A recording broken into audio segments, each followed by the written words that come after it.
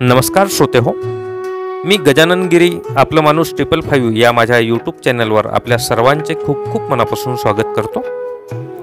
मी आज नवप्रकाशनने प्रकाशित केलेले प्राध्यापक वसंत गिरी लिखित तरुणांचे आयडॉल सुभाषचंद्र बोस या पुस्तकातील भाग 4 उन्मत्त प्रवृत्तीवर प्रहार याचे वाचन करणार आहे. त्या अगोदर एक नम्र निवेदन, चॅनलवर नवीन आला असाल किंवा अद्यापर्यंत चॅनल सबस्क्राईब केले नसेल तर कृपया चॅनल सबस्क्राईब कराल, या आग्रहाची नम्र विनंती. तर ऐकू भाग 4 उन्मत्त प्रवृत्तीवर प्रहार.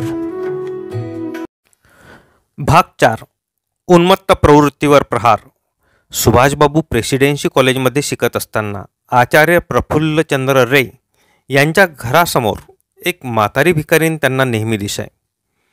तिचा दुःखी कष्टी चेहरा, फाटके वस्त्र, क्रूज झालेले शरीर, असंख्य यातना पेलत तिचा सुरू असलेला जीवन संघर्ष पाहिला की सुभाषबाबूचे मन हेलावून जाई. आपल्या दैनंदिन जगण्यातल्या आनंदाच्या क्षणी त्यांच्या डोळ्यासमोर तो दीन चेहरा यायचा आणि मग ते अस्वस्थ व्हायचे. तिच्या तुलनेत आपण कितीतरी सुखी आहोत याबद्दल त्यांच्या मनात अपराधीपणाची भावना निर्माण व्हायची.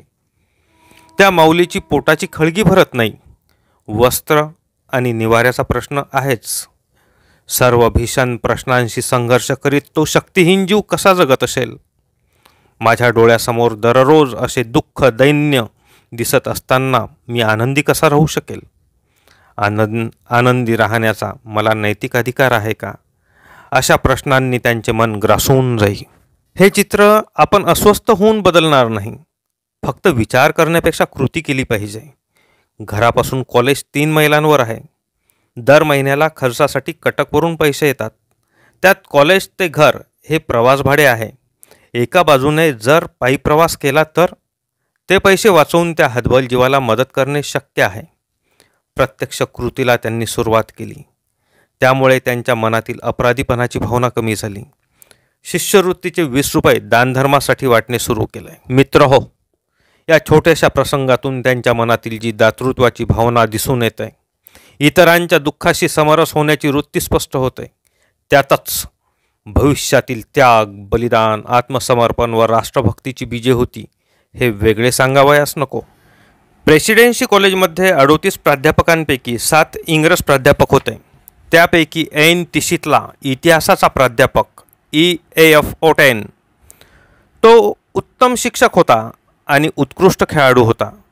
पण आपण राज्यकर्ते आहोत आणि वर्णाने गोरे आहोत हा अहम घेऊनच तो जगत होता. 1915ला ईडन वसतिगृहातील हिंदू विद्यार्थ्यांचं वार्षिक स्नेहसंमेलन भरले होते. तेव्हा अध्यक्षीय भाषण करताना ओटेन म्हणाला, प्राचीन काळातले जंगली लोक ग्रीकांच्या सहवासामुळे सुसंस्कृत बनले. आधुनिक काळात इथल्या काळ्या भारतीयांना सुसंस्कृत बनवण्याचं कार्य इतिहासानंच आमच्यावर सोपवलं आहे. हे शब्द खऱ्या देशभक्तांच्या मनाला आरपार भेदून जाणारे होते. हा उद्दामपणा, उर्मटपणा, गर्विष्ठपणा पदोपदी ओटेंच्या वागण्या बोलण्यातून जाणवत होता. इतिहास त्याच्या अध्यापनाचा विषय आणि भारतीय माणूस चेष्टेचा विषय. त्याच्या मते भारतीय जनता जंगली आहे, अत्यंत मागास, शिष्टाचारहीन, बुद्धिहीन, ज्ञानहीन आणि शौर्यहीन आहे. वर्गाबाहेर जाणाऱ्या विद्यार्थ्यांकडून अनावधानाने आवाज झाला किंवा त्यांच्या पावलांचा आवाज जरी आला तरी त्यांच्या मानगुटीला पकडून दंड ठोठावणारे ओटेन हे प्राचार्य जेम्स यांचे राईट हँड असल्यामुळे प्राचार्य त्यांचीच बाजू घ्यायचे. विद्यार्थी समितीमध्ये सुभाषबाबू होते. त्यांनी प्राचार्यांकडे ओटेंची तक्रार केली, पण त्याचा काहीच उपयोग झाला नाही. विधायक मार्गाने न्याय मागण्याच्या प्रयत्नाला यश येत नव्हते.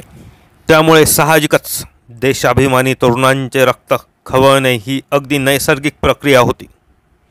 सळसळणारे रक्त किती कालावधीपर्यंत शांत राहणार आणि अन्याय सहन करणार? उन्मत्त असुरी प्रवृत्तीला पायबंद घालण्याचा आदेश एक दिवस काळच देत असतो.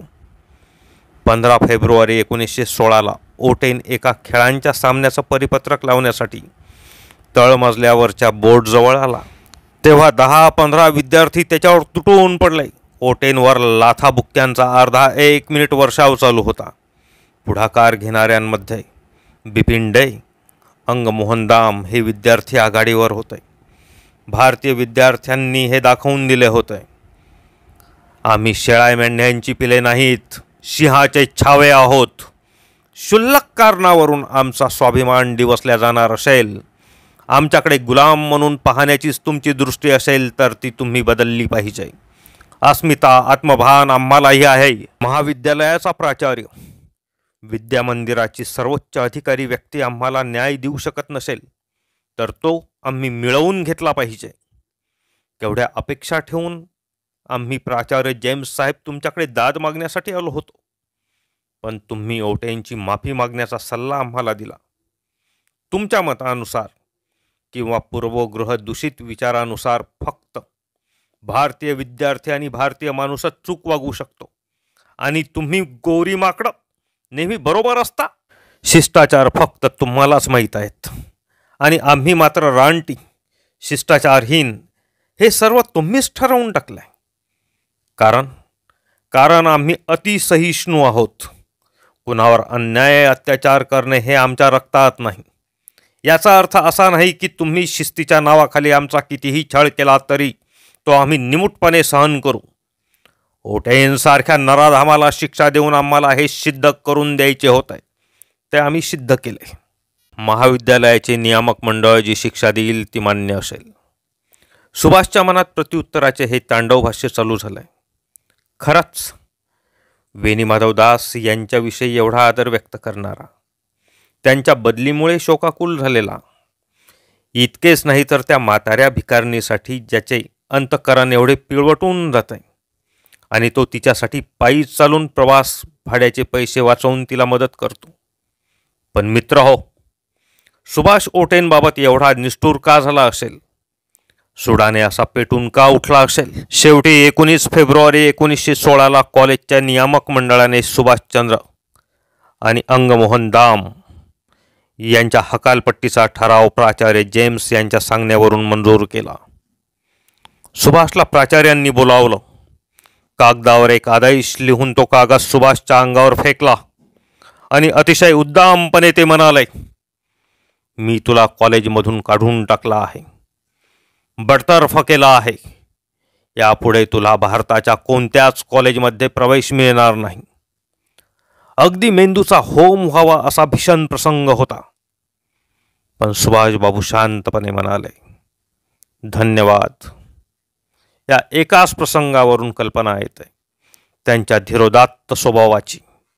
भविष्यात एवढ्या बलाढ्य साम्राज्यशाहीच्या विरोधात निर्भयपणे उभे राहिले सुभाषबाबू. त्याची बीजे त्यांच्या बाल आणि युवावस्थेतच दडलेली होती. धन्यवाद. इथे हा भाग संपतो.